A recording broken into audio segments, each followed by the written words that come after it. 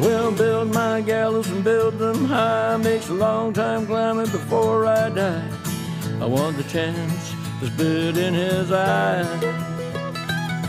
Well, they gave me bars, but I can see between to a dusty yard and a long gone green.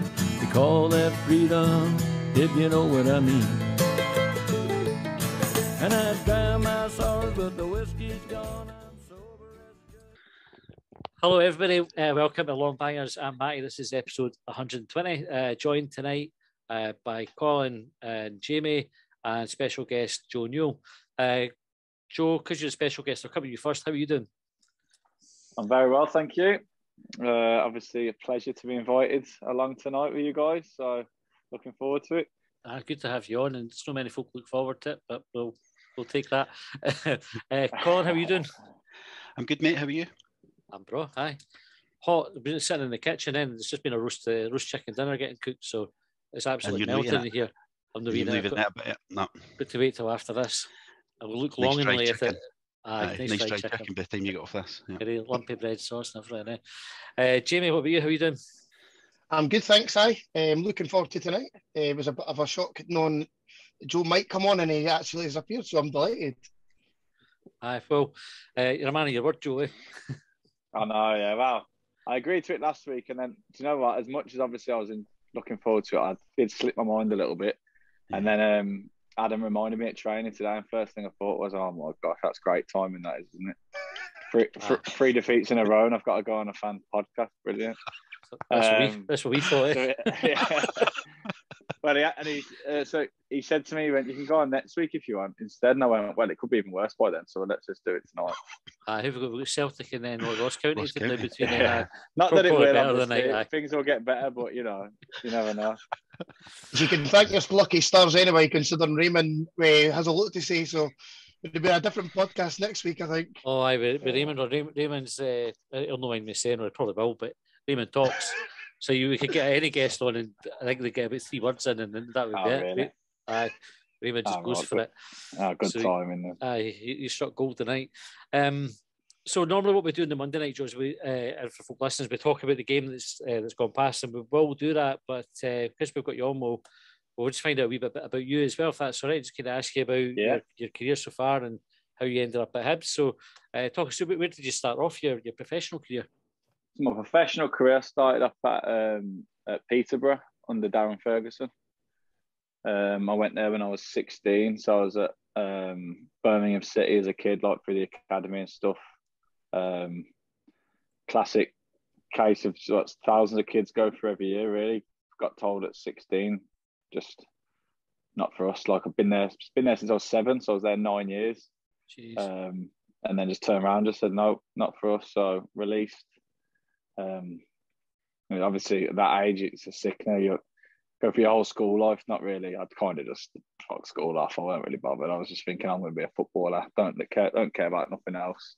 And then had to like kind of just go around different clubs, going on trial and stuff, and then ended up coming through at Peterborough. Stayed there till I was gone for the youth team and stuff, and broke into the first team, and left when I was 22. So I was 6 years there overall, 4 professionally, which was good. It was a good, Darren Ferguson was brilliant for me coming through. He was a really good, like, obviously he's old man, he got great pedigree in the game and stuff, but the way he saw the game was really good for me. He's a real footballer, the way he wanted to play and stuff like that, which helped me. So he was really good. He looked after me a lot. And then I moved to Rotherham for 4 years. So Peterborough for 4 years professionally, then Rotherham for 4 years, till 26, and then that's when I come up here. How did you move to Hibs? Oh, sorry, Colin. Sorry, Ben. Did you play under Alan Stubbs at Rotherham then? Yeah, I was. Yeah, so my first year at Rotherham was. It was a bit wild actually. So I went in under Steve Evans, and I don't know if you've ever. Oh, I know he is. I don't think he's managed it. Well, he's not managed up here yet, even though he's Scottish. I don't think he's some character him. So I had him for a couple of months. Then he got the bullet. Neil Redfern come in, for a couple of months. Then he got sacked. And then Neil Warnock took over, and he'd done like a miracle job of us, kept us up when we were like written off. And then he decided he didn't want it properly. So then Stubbs come in the following pre-season.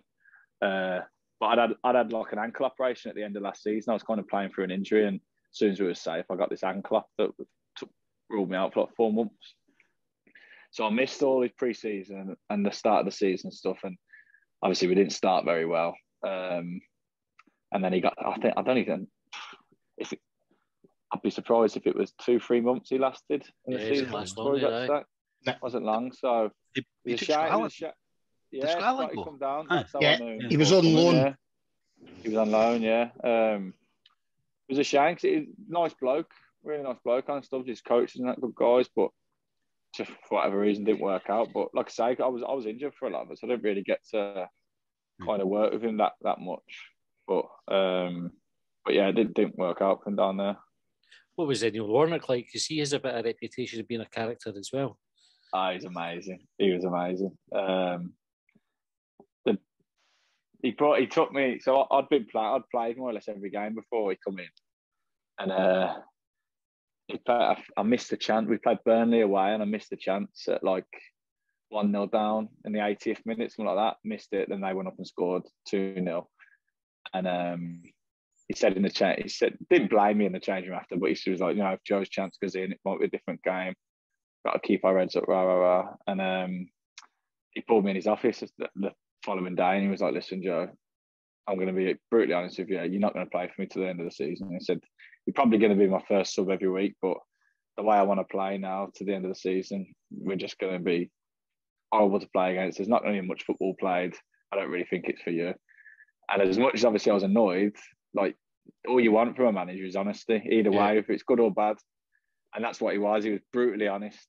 And I got on really well, like I say, really well. And he was true to his word. I was either the first or second sub every week. He used to play every week, but I'd never start under him. And he kept us up. He'd done an unbelievable job of it. We had an average team really for that level, but we played 4-5-1. Every throw-in took 2 minutes. Every throw-in was over 40 yards.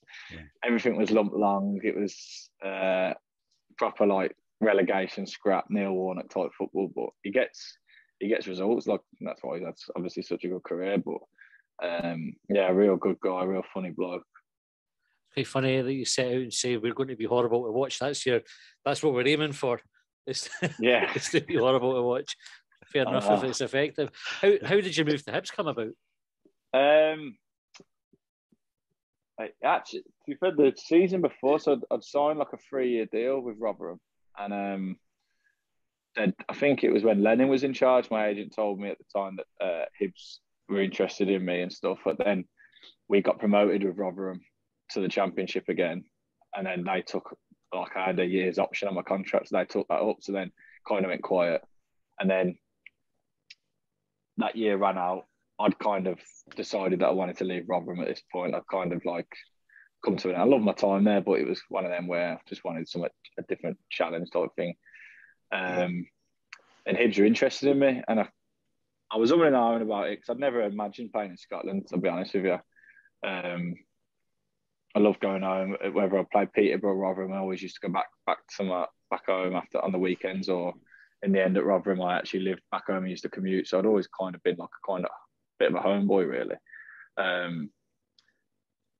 But I got to a stage where I didn't have a great year my last year at Rotherham. So the other clubs that were interested in me were all like top end League One clubs, and I just thought my whole career. So I'm 26. I thought I've had 8 years of kind of top of League One, scrapping at the bottom of the Championship, either one or the other. And I thought, whatever club I join down here, I'll either stay at League One, which is a graft in that league, so many games, real hard to get out, or get promoted, and then I'm going to be scrapping at the bottom of the Championship again, like I have done a lot of my career. And I thought it was just the fact that it was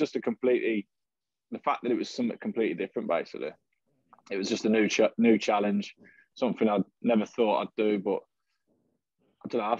I thought just a little bit of why not? You know what I mean? It's a great city to live in, a big club, completely different faces, new league. I just thought, yeah, it's a short career. Why not go and experience something different? See, in your earlier career, Joe, because when you joined Hibs, I looked at what the Rotherham fans were saying about you. They were saying you were a terrific left-sided midfielder. Now up here, you obviously had a wee bit of struggle on that side. You come into centre and you've flourished there. Did you play left, or have you always played centre? I've always just been curious as to how that kind of change come about. And it is a weird one, because I think if you'd ask any Hibs fan, they'd be like, "Oh, he's a lot better in the middle than what he was wide." But then at Rotherham, they'd probably say, "I could never imagine him playing in the middle. He was always wide." And it's purely down to the fact, I believe, in just two completely different styles of football. So at Rotherham, we were, like I say, scrapping at the bottom of the Championship, in quite a physical team, quite more of a long ball team. It was a lot more rough and ready, a lot more running and long balls and stuff like that, which, if I'm playing centre mid, I'm not really that effective, to be honest. Maybe a bit more now. Now I've kind of evolved and got a bit more experience and stuff. But when I was younger, if I was playing centrally, I would want to be in a footballing team. So playing wide from Rotherham was a lot of just touch out your feet, deliver. You don't really need to beat a man. You need to be kind of switched on defensively, work hard, and just kind of old school touch deliver, really. Set a lot of set pieces and stuff. Whereas I come up here and you're going from a team that probably have 30-40% possession to a team that has 50-60% every game. Your wingers are expected to be tricky, quick, nippy players, and that's the complete opposite to me, to be honest. So, it's just different styles. But I actually, one of the reasons why I come up here was because Hecky told me that he wanted to use me centrally. So that was why I signed, to be honest. A lot of the teams down south wanted me as a winger, but Hecky said to me that he wanted me to use me centrally, and I think for whatever reason, I don't know whether I think my first year Boyley might have got injured in the pre-season, which didn't help. I think we had quite short wide. I think we only had Darryl Horgan one side and I started the other side, and we didn't really have much else. So whether that was kind of forced his hand, but yeah, like I say, when I joined, I didn't really get a chance in the middle until obviously the gaffer now come in. And how did you find that first period at Hibs when you come up? Yeah, because like you say, you're playing wide and probably didn't hit the ground running. It would be fair to say. How was that for you? Yeah, it was tough, definitely. Yeah, it was tough. So me and my girlfriend moved up here with a completely different city, away from all our family and friends for the first time in our life, really. The excitement and stuff of joining a new team, a big team in a big city, and all the pressure that comes along with it. You envisage, like you imagine it to go so well, and all these good things are going to come. So when it doesn't, it's like, oh my gosh, fucked up here. What am I doing here? Why did I come up here? And it was hard. Definitely, it was hard. I wasn't on the bench most games. If I was playing, I wasn't playing very well. And as sad as it is to say, because you obviously never wish it upon anyone. And Hecky is a top bloke, a real good guy. My Hibs career obviously turned around when he left and Jack come in. I just think he underestimated your game. He was playing a lot of things and bringing up players that would stroll the league, whereas we've seen really good players come up for England to go to see Celtic and Rangers never hit the ground running. So it's not as easy as people kind of like to make out, especially down south. So, I just think that was Hecky's problem, just kind of underestimated where we were going, where we wanted to be and how we wanted to play. It's just a completely different thing for him. Yeah, I think maybe Jamie, maybe you're right, but then you say that, but then I think you look at me and Doidge now we're settled. You'd argue that we're two good players in the league now.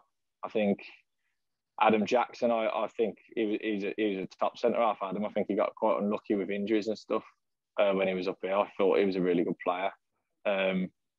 But yeah, like I say, with Hecky, it was a tough one because it wasn't from like lack of trying or anything. His attention to detail was really good. Like I say, he was a top bloke, good man manager. And it wasn't like one of them managers where he got sacked and the lads were like, buzzing, he's gone. Do you know what I mean? He was a nice guy. It just didn't work out. I think there was quite a few last minute goals that went in and a few results that could have gone different ways. And these are the fine margins that obviously for him turned out badly in the end. It's the same message every time we've had somebody on that worked with Hecky. They all say the same. They couldn't fault him, really, just like a top guy, top coach. I think one of the first interviews we had was Marvin Bartley, and he had Heckingbottom down as the best coach he'd ever worked with.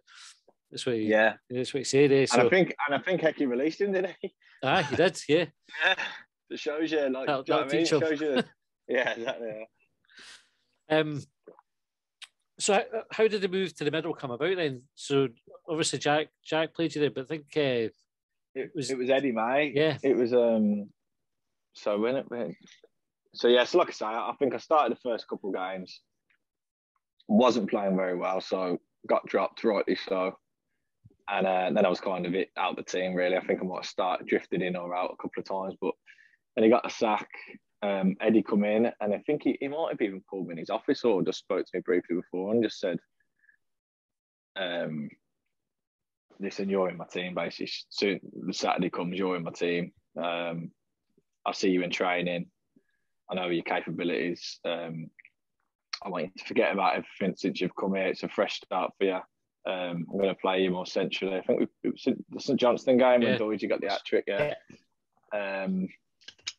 and he just kind of give me a fresh start. And Dave always tells me it's him that made him play me, but I don't know. I stand with Eddie. I think it was Eddie's choice. And what was the game where you kind of realised things had turned around for you, and that you're an important player for the team? Yeah, I think.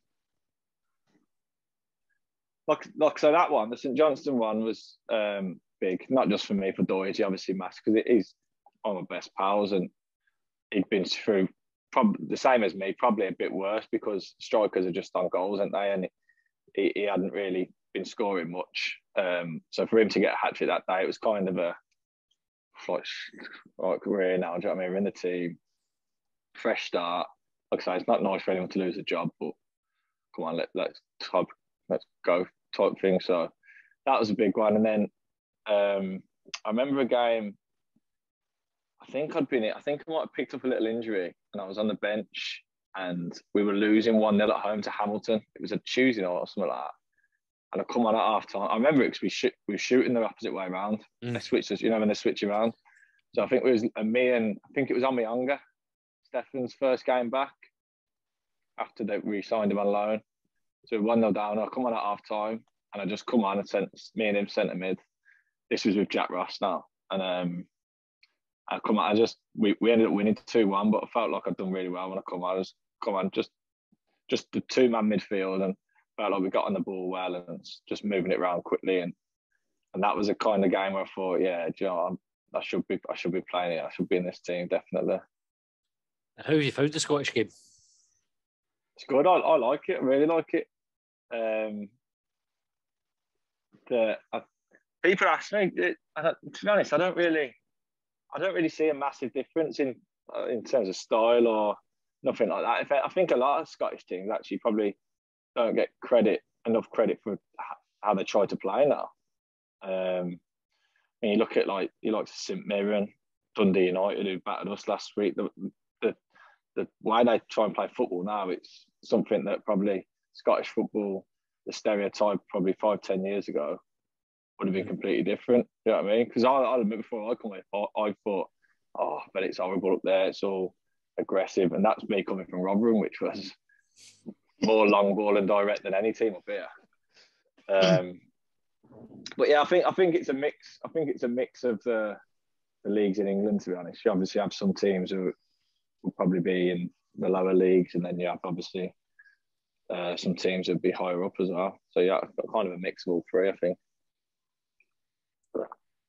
And in terms of Hibs as a club, did we meet your expectation? When I suppose the teams try to attract you to come and sign, they'll have a wee pitch for you, wouldn't they? Like to kind of say this is all the things. How much was bullshit? How much was accurate?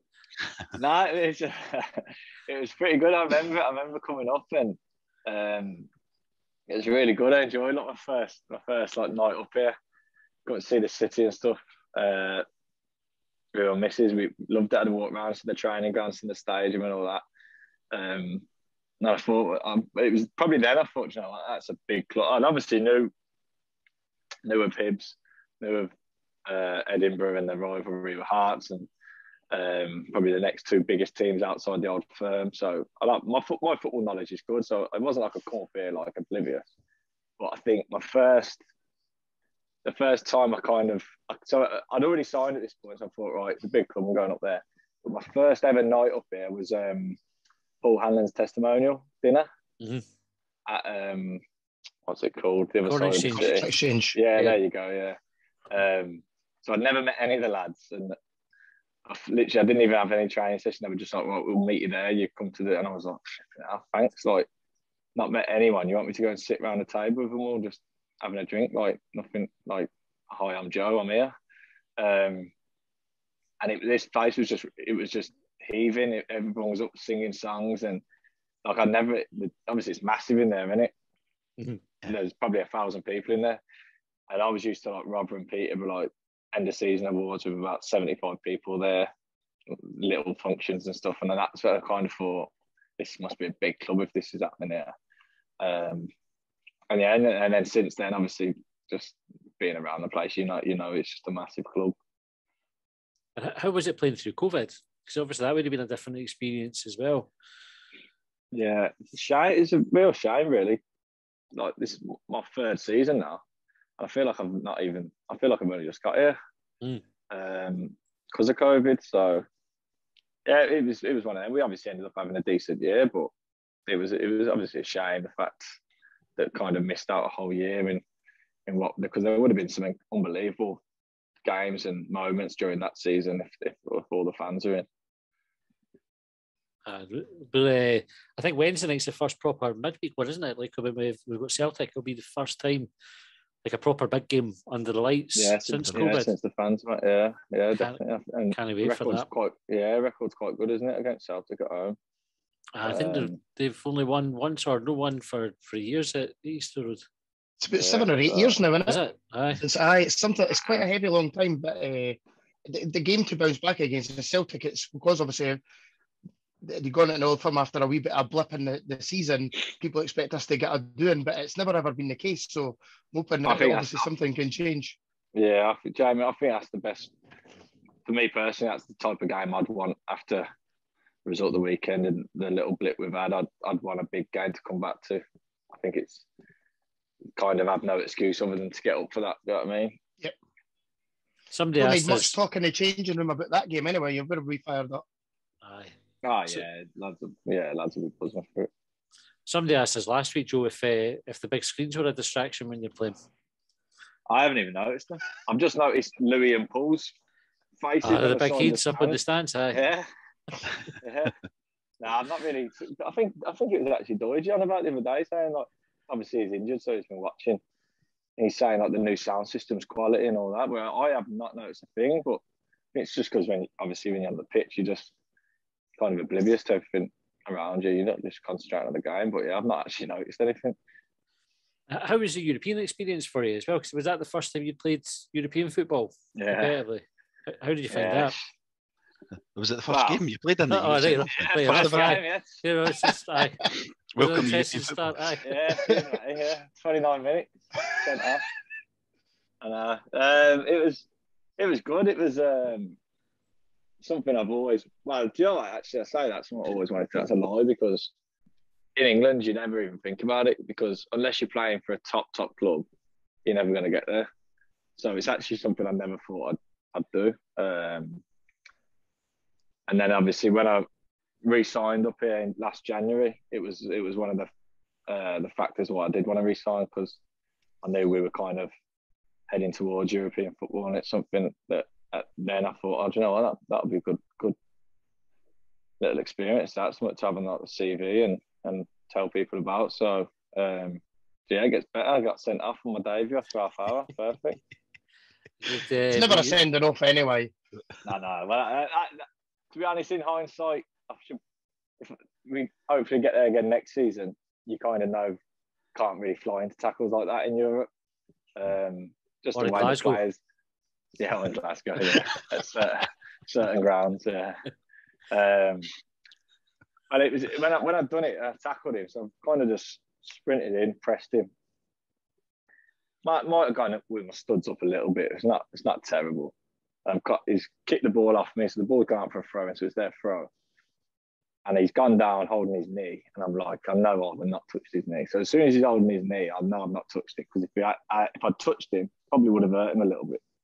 And he's on the floor rolling about, and all their players are coming over, and I'm like, I'm quite chilled out on the pitch. I don't really get too angry or anything. And I'm kind of someone's just laughing, like thinking the ref's not going to buy this.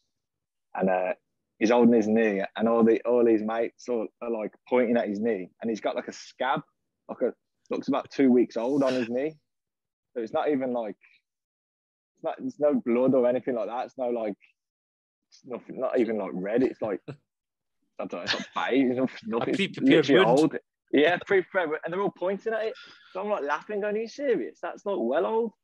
And the refs just looked at me and just like didn't know what to do. And I thought, he's taking his time here. He's thinking about whether to book me or not. And then he just pulled out the red card, and I was like, oh my God. And then as soon as he pulled out the red card, they all come up to you, hugging you, going, oh, unlucky, mate, unlucky. And I'm like, cheating bastard, just been took about 3 minutes trying to get me sent off.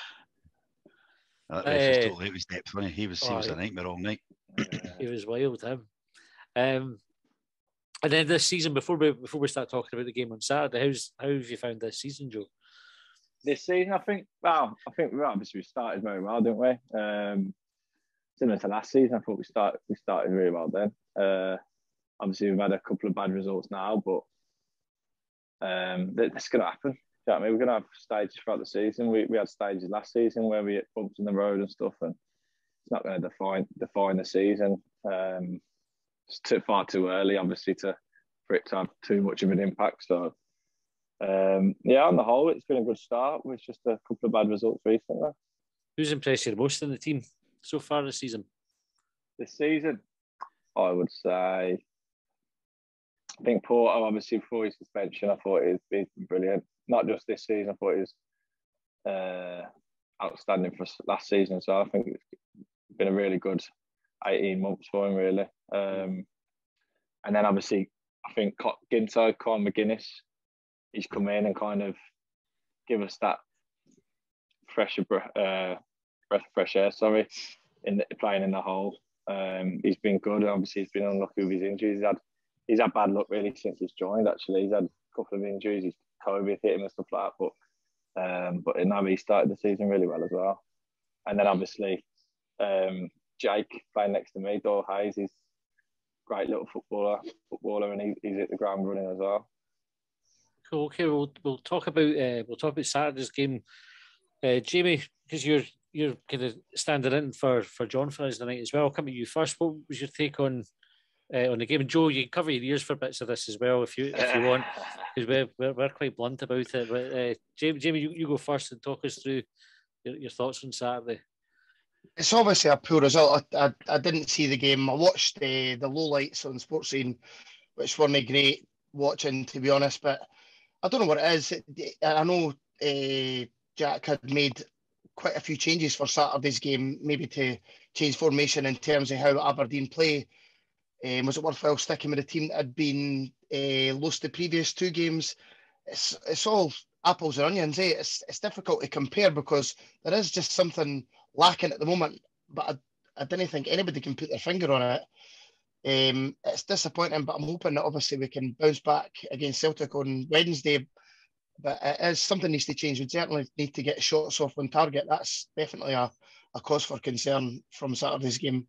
But I didn't see the game, so it'd be wrong of me to completely go in on any of the players because I didn't see any individual performances to have an opinion on what's that kind of. And just an overall point that, we need to start picking up, and hopefully that'll happen sooner rather than later. Yeah, well, as you could tell, he's didn't watch the game, eh? We'll scrap it. Colin, what you did see the game, eh? Unfortunately, I saw the game. What was your take on it, mate? It was just a really dull poor game for both teams, but we didn't come out of it very well at all. No shots on target at all, I don't think. Just felt really slow. We're not. I know we're missing McGuinness massively, I think, in there, because Joe's already mentioned him there, but the creativity in that, it doesn't feel like we're even making many chances. I think the best chance we had was the one that deflected that Martin Boyle hit.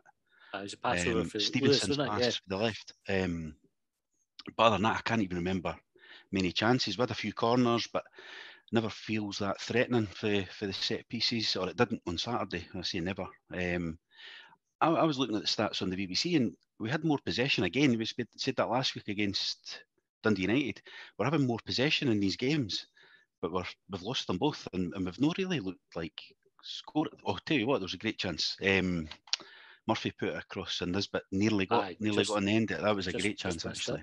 That was really well done there. But so, say we never created anything. But there's two that I've given, but that's the only two I can actually think of.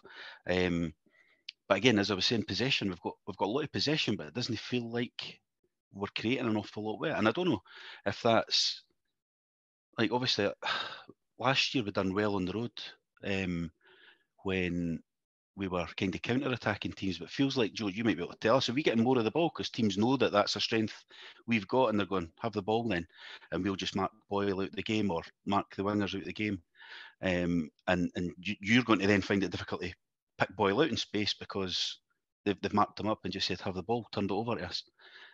I don't know what the stats were last year, but it just feels like we've got a lot of ball and we've not got much options to do anything with. Yeah, I think obviously when you got the strikers we've got in Boyle,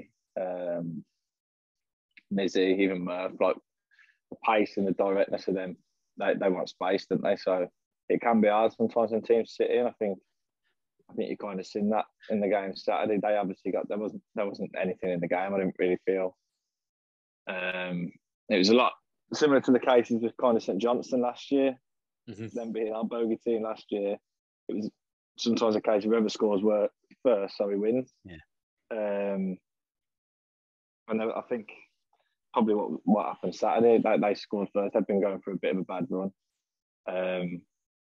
They obviously got the goal, and then it felt like second half they kind of just dropped in. They kind of just let us have the ball, so we were trying to move it and stuff. But it's sometimes it's hard to break teams down when they're sitting. And it's Aberdeen, they've been going through a bad run, but still a good side. Still got very good players.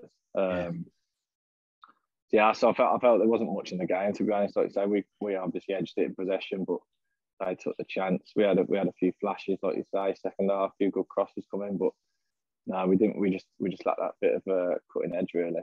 I don't remember Aberdeen having many chances. Like, but they obviously. No, that's what I mean. They had two on target. So they had two on target. One was a goal. But you won't. It was really a bad see goal to lose. But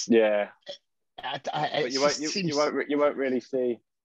Obviously, they've won, so you're not going to see many of their fans moaning about the performance of just flat wins. And I think this is probably something that the last couple of weeks hasn't really helped us with.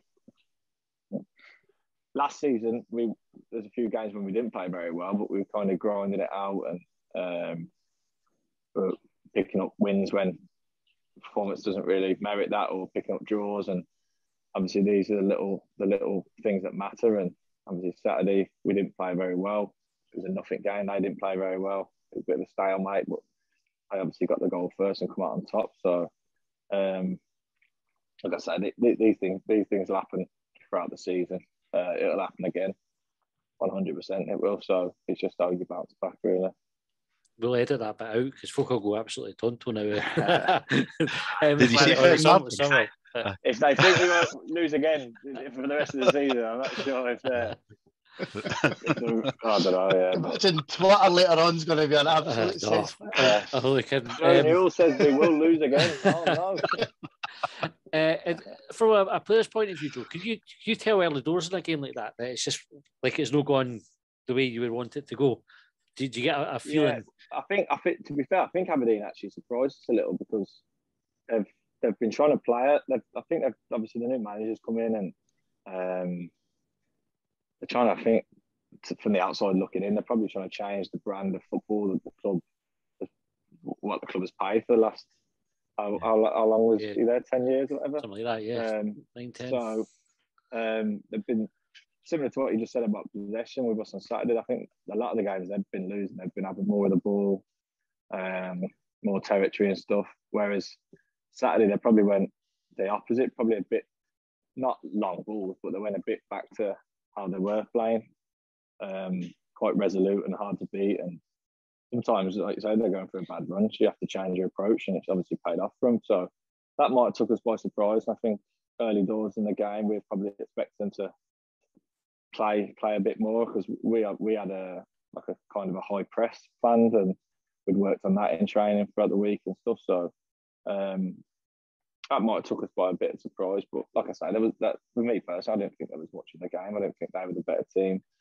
I know we didn't play well, but it was just one of the games. It was a bit of a shitter, really. Do you know what I mean? It was just a bit of a slog, and like I say, whoever scored first was probably going to end up winning. When we have a run like this, so you can say we had a couple of games like that last season. We felt them quite a lot, because there were two shockers around about Christmas time, Ross County and Livingston I remember them, at home. And I think at that point there was fans talking about. I mean, there was a thread on one of the forums saying that we wouldn't win another game. Do you know, like that was kind of the reaction to, because they were that. I mean, they were that bad. Similar to the two that have just happened, but there was no shots on goal and we were conceding goals easily. And I can't remember what game turned it around. But when you're in a run of form like that, how do you get out of it? Like, what needs to happen to kind of turn it around? I think just the belief. I think it's just the time for cool heads. There's no overreaction. You know what I mean? It's not the end of the world. Like I say, if we'd lost 3 games in a row in April, you'd be thinking, oh, flipping hell, we're going for third or whatever, and we're going to end up 5th or 6th. But it's October, so there's plenty of time. Like I say, there's going to be bumps in the road. There'll be bumps in the road for every team throughout every season. Man U have just got beat 5-0 at home with the local rivals with some of the best players in the world. So it can happen to anyone. We're probably a red card away from getting a result at Ibrox 2-3 weeks ago. Yeah, I agree with that. We've lost by 1 goal away to Aberdeen in a crap game that probably could have gone either way. No team really deserved anything. And you have a bad performance wedged in between that. So I don't know, it's just time for cool head. There's no overreaction. The players, the staff, the gaffer, no one will be losing their heads over this. It's just one of them things that you just got to keep to your morals and the way we want to play, and keep working hard, and things will turn around, I'm sure. I agree with that. I mean, that's the thing. I totally agree with that. I know that if you don't read the forums, but if you do read the forums, be aware, because it's like 3 weeks ago, we're at Ibrox 1-0 up, going top of the league. Like it doesn't just change like that. We were really bad in both games, but Dundee United, that was just a doing. Saturday, I agree. Yeah. Neither team really deserved to win the game based on how the game went. But it was only 3 weeks ago. If we hadn't had that, what we see as an unjust red card, I think we would have won more than 0 the way we were playing that exactly, day. Yeah. I firmly believe we would have won that game. Yeah. So it's like you say. But these are the fine margins. What happened in football, aren't they? Just at the end of the day, it matters what's on the score sheet. So it's happened now. It's behind us. You can't change it. You just got to look to the future. And like I said earlier, there's no better game. excuse me, for me personally than a Celtic at home on a Wednesday night. Colin, we talked about it on Quick Bang after the show. In fact, you were on about the chat was about the changes that Jack had made on Saturday, and one of the questions that came up, and Joe, you didn't need to answer this one, is we brought in McGregor, Gullen, and Stevenson came back in as well. With the managers going to players who haven't really featured for him all season, is that a worrying sign at that point, Colin, you think, or is it just a case of using the squad?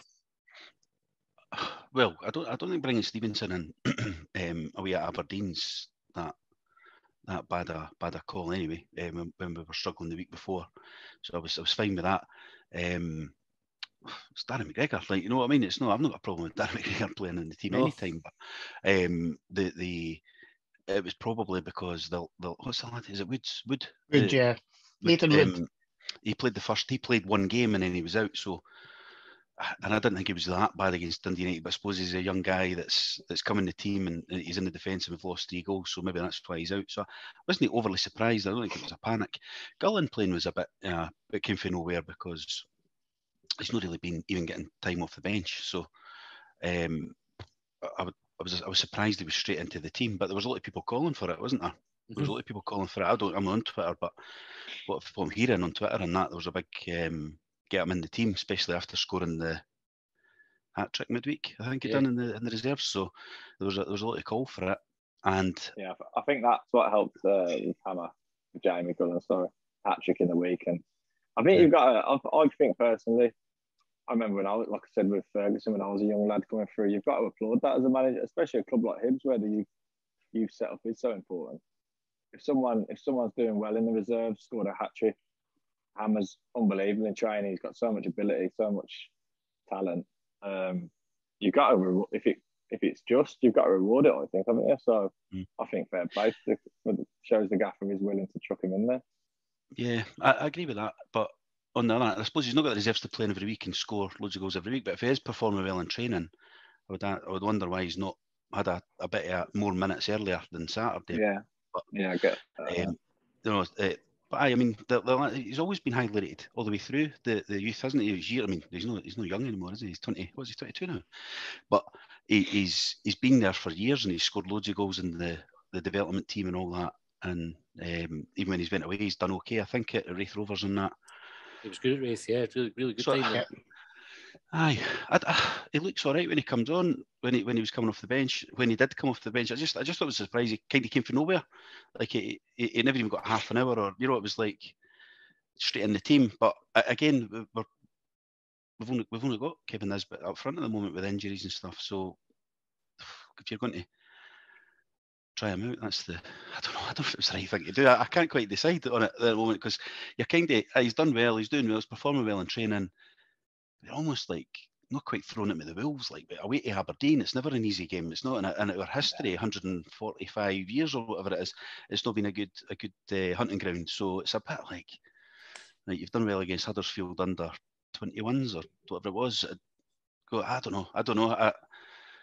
But there was a lot of people calling for it. So on the other hand, I suppose the flip side to it as well, Colin, and Jamie, your thoughts as well as I think there was anybody for the game against Dundee United could have complained about losing their place. So maybe that's the time to do it. If you want a reaction for a team, Jamie, what do you think? Is that when you would do it? You had a bad performance, so you make some kind of significant changes in the team? I think that the tactics and players are kind of changed to suit the nature of the game. Now, everybody, I think, in their dug knew that wasn't going to be a high-scoring game on Saturday, considering how bad a run they were on, and obviously the wee blip that we've had.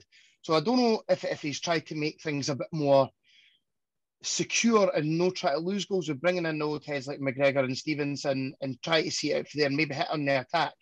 But they were never really coming out. And as I say, I didn't really see the game, but I noticed Scott Brown was playing as a centre-half, which I found a bit odd, and why we've never went at him. I know, but which I'm saying, like, if you've got someone like Boyle absolutely running it at Brown, because all he's going to do is foul. He's not going to be able to play him off the ball. But listen, as I say, I'm not a tactician at all. It's just it just was one of the things I thought was odd seeing Brown as a centre half and us not threatening that area more was a bit strange. But as I say, I have no problem with the players. If the players are on the bench, they're good enough to play, if that makes sense. But we did need some kind of change in reaction for the Dundee United game, and it's just, I suppose, just one of these games. I'm never going to be too critical, as I say, if you've seen on Twitter or all the nonsense that's going on there with everybody's Pep Guardiola on Twitter apparently. But it is frustrating, I understand it, but it's, as I say, hopefully a wee kick up the backside and go into Wednesday's game with full focus. I don't know what the team will be. If that makes...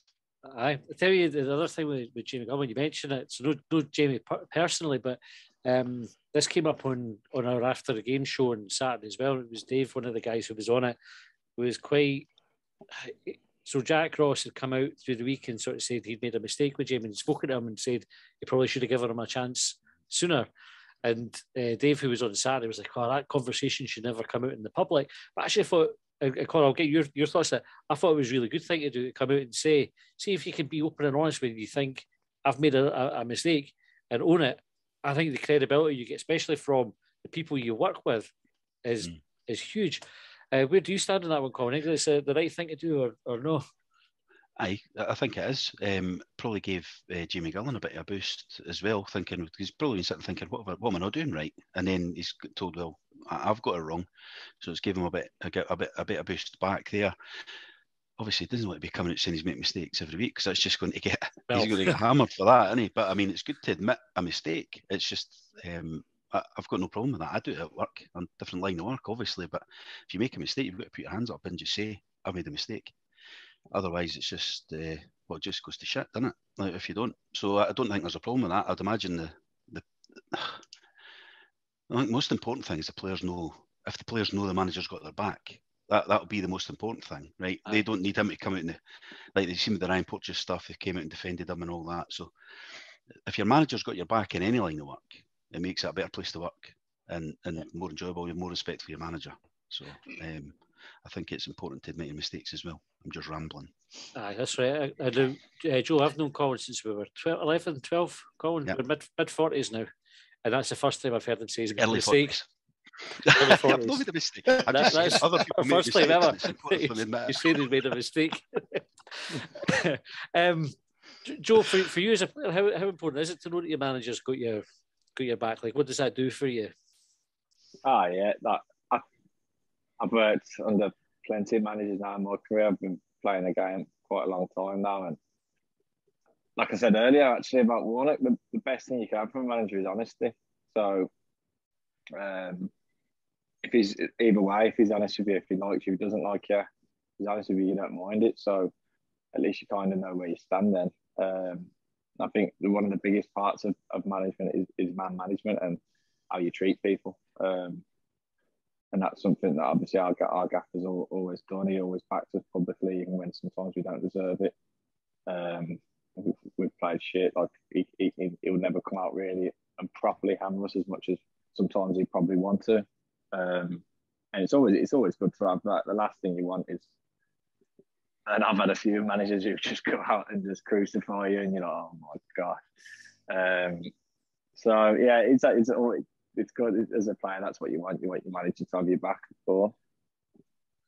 Okay, so we're just conscious of time. We're pushing on. So we're up against Celtic on Wednesday night. Jamie, how do you see that panning out? I've absolutely no idea, if I'm going to be honest with you. I'm hoping You're not getting back on. Win. You know, watch the game. Can he make a prediction? I'll be going to the game though. At least that's something. I think we've definitely got a chance. It's one of the games, as I say. If any other game, I would be thinking about people. This is a kind of free. It's not a free hit, but we've through the years done better against Celtic in these kind of situations than any other team, in my opinion. So I think we've got a good chance on Wednesday. We've definitely got a team to beat them. I don't think they're any great shakes. My only worry is that they're all about attacking. They've always been all about attacking, but the defence isn't very good. It's just how our defence plays, because we either are really, really good or we're letting away easy goals. It's just one of the games. But I'm just keeping it all crossed. But we'll have Porteous back for it as well, which I think will be a huge. Usually, okay, you said, Joe, earlier that he's been in great form, so I think we definitely miss Ryan when he's knowing the team. Colin, how do you see it going? I think it's quite important. I think to get something from it. They're coming onto a game. I think Jamie. I think they've been getting better, while we've been getting worse. So I think it's quite important we try and Good combination then. Yeah, the guy Jota and Furushagi, they're good players and they're in a bit of form. I'm not going to get away from them. They've had a good win last week in Europe. I'm not saying they're a bad team. It just the history teaches you anything. We seem to do better in this particular fixture than we have in any other when the chips are doing kind of deal. I don't know why. Yeah. It just always seems to be that way. I think what we need to do is early doors get on the that pressing game you've been practicing, that'll be important, because that's what I think we need to do. And if we're doing that early doors, the crowd will start we'll get on side early. You know, if we see a couple of tackles going in, not too reckless, obviously, but a couple of tackles going in, and a bit pressure on them, that'll get the crowd up for it a bit, and get behind the team. I think that's important on Wednesday, just because of the last couple. It's always important, but because of the last couple of results as well. If we were to lose an early goal, it could become quite toxic, intense. Really. Actually, the way I'm reading it on the message boards and that. So I think it's. I think we can. I don't know if we can. I think we can beat them. Yeah, I'm going to say we can beat them. Joe Newell hat trick. How I know you're lying. I was questioning whether you were lying before. Well, what have you made the Celtic so far this season, Joe? Have you seen much of them? Yeah, well, probably as much as you guys. I think you're right in what you're saying. I think they struggled at the start, didn't they, under the new manager and a new regime. And they look like they've hit a bit of form lately. So they could be in good form, they could be in bad form. You're playing against the top side, against good players, so you know what you're going to be coming up against. These games are always good because you know you have to be switched on everywhere. So there's no hiding place really. There's no complacency. You're going to need everyone to play decent. So I'm really considering we've just lost 3 on the bounce and we're playing one of the top sides in the country. I'm really looking forward to it. I think these are, like I said, first big one on a night game really at Easter Road. It's why obviously without sounding too cliche and cringy, like it's the games you really look forward to as a footballer. So I'm hoping obviously you're gonna have to pick and choose your moments and your battles throughout the game. They're gonna have spells where they're on top and stuff, but it's about being resolute against teams like this, staying in the game, and then trying to do your magic when we've got the ball where we can hurt them. So I'm looking forward to it.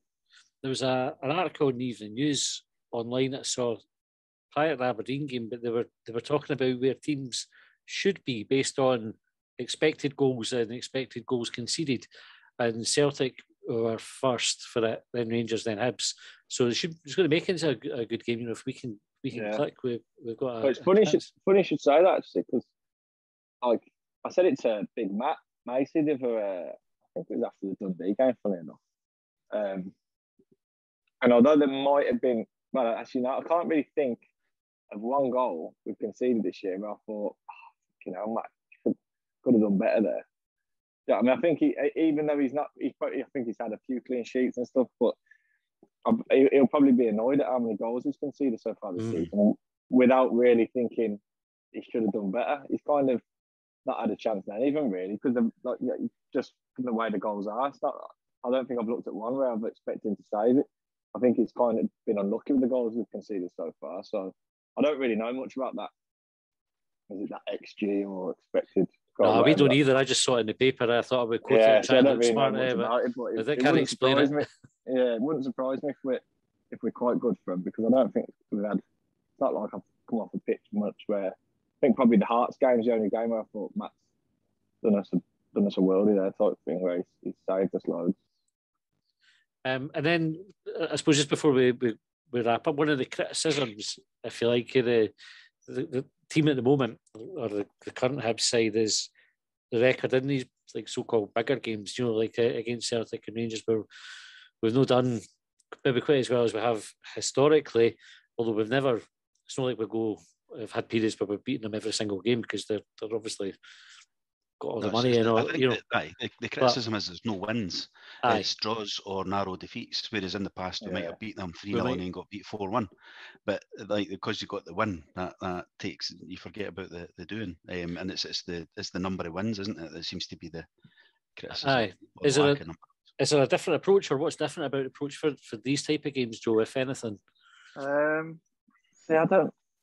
Obviously, I see that. I see like that. Like you say, the people on Twitter saying Jack Ross can't win big games, all that nonsense. It's like we're, like you say, a couple of draws. We're a last-minute goal away from beating Celtic at home last season, and they scored from a free kick in the corner in the last minute for a draw.